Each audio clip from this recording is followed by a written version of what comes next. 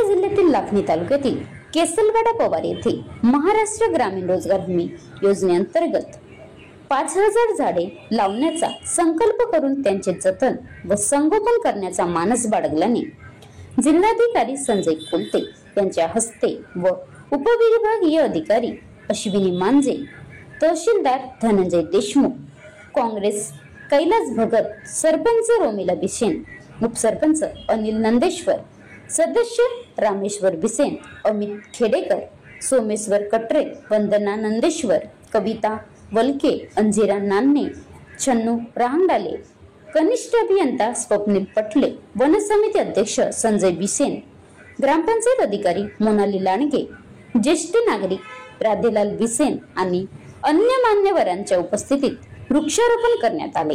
यावेळी वड, आंबा, डाळिंब, चिक्कू, फणस, पेरू, जांभूळ व इतर जातीचे वृक्ष लावून वृक्षारोपणाचा शुभारंभ करण्यात आला। तसेच उपस्थित अधिकाऱ्यांनी गावातील विकास कामाची पाहणी केली।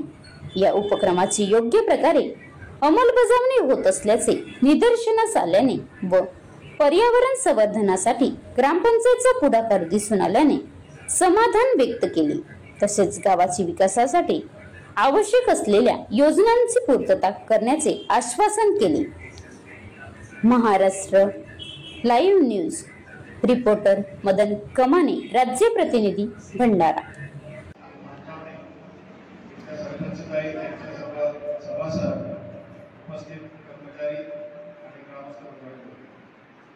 आज केसलवाडा ग्रामपंचायतीमध्ये वृक्षारोपणाच्या कार्यक्रमाला उपस्थित राहताना आनंद होतो।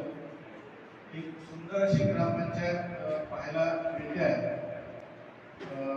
या ग्रामपंचायत बोलकी आहे असं म्हणायला हरकत नाही। त्याच्या सर्व भिंतींची रंगरंगोटी केलेली आहे आणि बोलक्या भिंती, जसं आपण शाळा आणि अंगणवाड्या बोलक्या असल्या पाहिजे म्हणतो, त्याच्यासाठी प्रेरणास्थान म्हणून ग्रामपंचायत त्याची बोलकी केलेली आहे आणि सर्व राष्ट्रपुरुषांचे, महापुरुषांचे चित्र इथं साकारलेले असल्यामुळे सर्वांना, ग्रामस्थांना आणि काम करणाऱ्या सर्व यंत्रणांना प्रेरणा मिळावी अशा पद्धतीचं वातावरण निर्माण करण्यात ग्रामपंचायत यशस्वी झालेली आहे। आता पुढचं काम आहे की तशी वाटचाल विकासाच्या दिशेने सुद्धा झाली पाहिजे आणि ग्रामस्थांनी त्याला योग्य साथ देऊन जे काही आपले विकास कामं आहेत ते वेळोवेळी पार पडली पाहिजे ही सर्वांवर आता जबाबदारी पडलेली आहे। वृक्ष लागवडीचं 10,000 वृक्षांचं त्यांनी जे ध्येय समोर ठेवलेलं आहे खूप अस्पद आहे आणि त्यासाठी मी मनापासून शुभेच्छा देतो। यावर्षी 5,000 वृक्षांचं जे आपण टार्गेट ठेवलं आहे ते पूर्ण करावा। बांबू लागवडमध्ये तहसीलदार साहेबांनी त्यांना योग्य ती मदत आणि मार्गदर्शन करावं।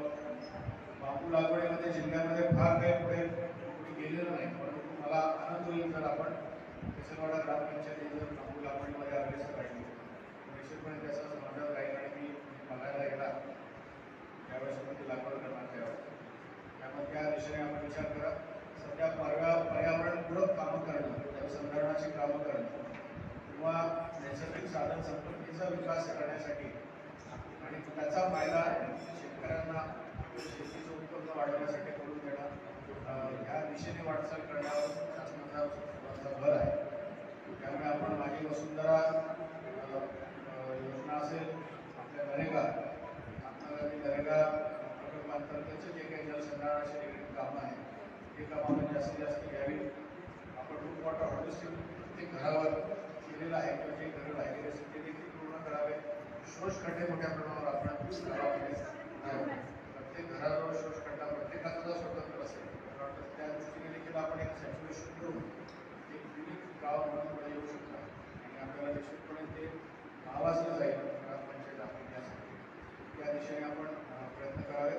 पांढऱ्या रस्ते जर मागचा असं मान्य पांढरा रस्ता आपल्याला असेल तर आपण प्राधान्याने काम त्याचं चालू केलं पाहिजे। बाकी नरेगा अंतर्गत आपल्याला जे नसेल म्हणतो तर आपण आता गाडीवर मोबाईल नंबर नाही तर इमर्जन्सी QR कोड वापरा, जे तुम्हाला अडचणीच्या वेळी साथ देईल। बनवा व्हिडिओ, पाठवा व्हिडिओ, आम्ही तुमच्या न्याय व हक्कासाठी लढा देऊ। ताज्या बातम्या व घडामोडींसाठी पाहत राहा फक्त महाराष्ट्र लाईव्ह न्यूज। आजच आमच्या चॅनलला सबस्क्राईब करा, शेअर करा कमेंट करा आणि हो, बेल आयकॉन दबायला विसरू नका. जय महाराष्ट्र.